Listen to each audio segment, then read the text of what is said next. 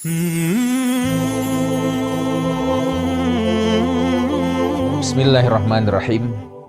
Alhamdulillah. Assalatu wassalamu ala Rasulillah. Hidup yang kita jalani di muka bumi ini tidak ada yang gratis. Semuanya mesti dibayar. Dan kita membayarnya mesti tiap hari. Bukankah Rasulullah SAW pernah bersabda bahwa 360 persendian kita mesti kita bayar di tiap hari dengan melakukan berbagai macam kebaikan, baik dengan berzikir, bersolawat, sholat, membantu sesama, dan bentuk-bentuk kebaikan apapun yang jumlahnya minimal 360 itu hanya untuk membayar persendian atau cukup dengan 2 rakaat sholat duha. Akan tetapi yang kita pakai setiap hari bukan hanya persendian tubuh kita. Bukankah begitu banyak organ di tubuh kita yang kita pakai setiap saat, dan itu juga mesti dibayar karena kita pakai. Dan kita tahu bahwa yang kita pakai ini bukan milik kita sendiri, akan tetapi ini sejatinya adalah milik Allah Subhanahu wa Ta'ala. Belum oksigen yang kita hirup, belum sinar matahari yang kita nikmati, belum lagi bertempat tinggal di wilayah kerajaan Allah ini. Tidak ada yang gratis, semuanya mesti dibayar. Nah, dalam hal ini ada 2 cara untuk membayarnya. Kita pakai dulu, baru membayar kemudian, atau bayar di depan, baru kita manfaatkan. Pernahkah kita mengalami kondisi yang sulit terhimpit, hingga kita betul-betul ingin berhemat dalam anggaran dan pembiayaan apapun? Kita batasi betul pengeluaran kita, hingga dengan alasan berhemat itu, kadang-kadang kita rela menyiksa diri.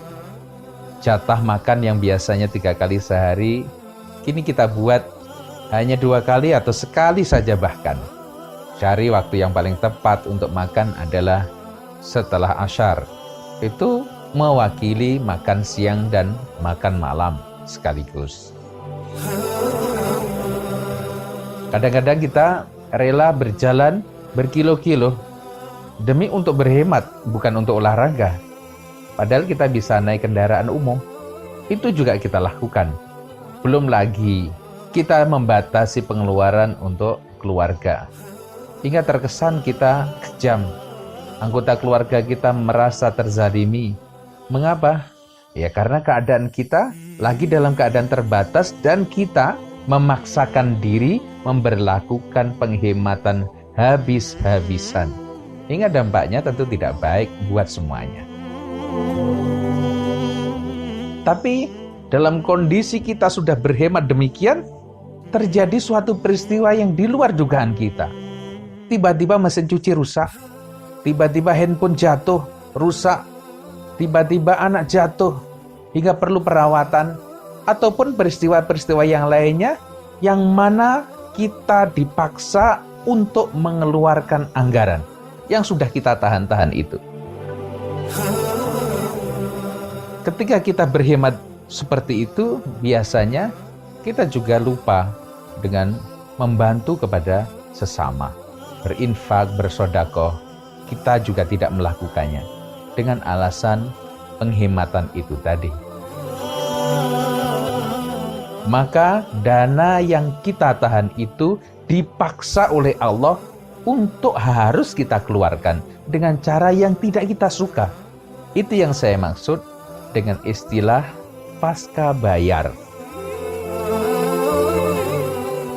Bukankah ketika handphone Anda jatuh dan rusak, Anda harus mengeluarkan anggaran kepada tukang servis handphone? Anda harus mengeluarkan uang itu kepada tukang servis mesin cuci karena rusak. Bukankah Anda harus mengeluarkan anggaran kepada dokter untuk merawat anak Anda yang sakit? Atau kita harus mengeluarkan anggaran untuk tukang tambal ban karena ban kita bocor tiba-tiba? Sadarkah kita? Itu semuanya terjadi bukan karena kebetulan, akan tetapi karena kita menahan anggaran yang semestinya kita keluarkan. Akhirnya kita dipaksa untuk mengeluarkannya, suka ataupun tidak suka. Bukankah cara ini cukup menyakitkan? Karena kita mengeluarkan uang itu dengan perasaan agak terpaksa atau terpaksa bahkan. Ini yang pasca bayar. Dan memang harus dibayar. Sekali lagi tidak ada yang gratis di sini.